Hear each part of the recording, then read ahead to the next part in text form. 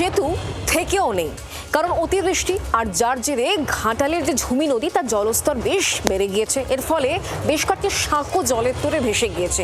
এর ফলে সমস্যায় পড়েছেন হাজার হাজার মানুষ। সব থেকে বেশি সমস্যায় স্কুল পড়ুয়ারা, ঝুঁকির যাতায়াত চলছে। দেখাবো। এটা ঘাটালের ঝুমি নদী। খরস্রোতা এই নদী পেরিয়ে ঘাটাল মহকুমা শহরে যাতায়াত করেন 40 থেকে 50টি গ্রামের কয়েক হাজার মানুষ। কদিনের ভারী বৃষ্টিতে ভেসে গিয়েছে নদী পারাপারের সবকটি সাঁকো, কেটে গিয়েছে মনসুকা থেকে ঘাটাল যাতায়াতের লাইফলাইন।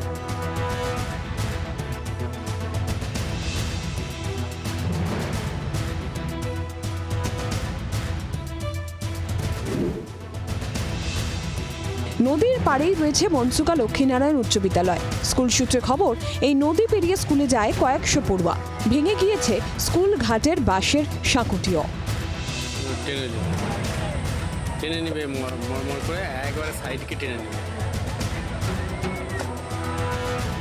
এই অবস্থায় নদী পারাপারের জন্য নৌকার ব্যবস্থা করেছে প্রশাসন। তবে ভিড়ের চাপে নৌকায় ওঠা দায়। আতঙ্কে পড়ুয়াদের স্কুল পাঠাতে চাইছেন না অভিভাবকদের একাংশ। বিশাল আতঙ্ক, বলা যাবে না। 3 মাস স্কুল যাওয়া যাবে না, পড়াশোনার ক্ষতি হবে তো, তাহলে প্রচুর ক্ষতি। নৌকার সংখ্যা সঠিক পরিমাণে থাকে না।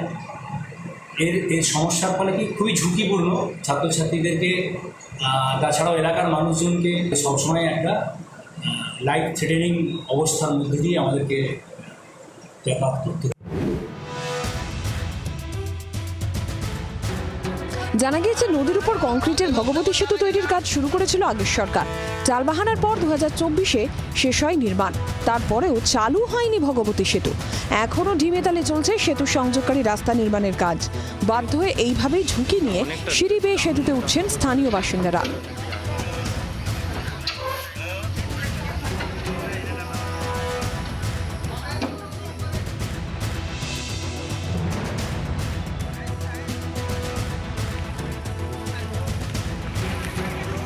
দেখলাম যে খুব কষ্ট করে উঠতে হলো, কী করে মানুষ যাতায়াত করে জানি না, খুব ঝুঁকি নিয়ে উঠতে হয়েছে। এই সিঁড়ি বেয়ে উঠতে হচ্ছে। হ্যাঁ, সিঁড়ি বেয়ে। আমরা খুব শীঘ্রই খুব দ্রুততার সঙ্গে মনসুকার ব্রিজটা কমপ্লিট করব। সেই জন্য আমরা ডিএম অফিসে গেলাম, ডিএম সাহেবের সঙ্গে কথা বলেছি। দ্রুত ভগবতী সেতু চালু করার দাবি জানিয়েছেন স্থানীয়রা। কবে কাটবে সেতুর কাঁটা, সেটাই এখন দেখার। চম্পক দত্তের রিপোর্ট, জি 24 ঘন্টা।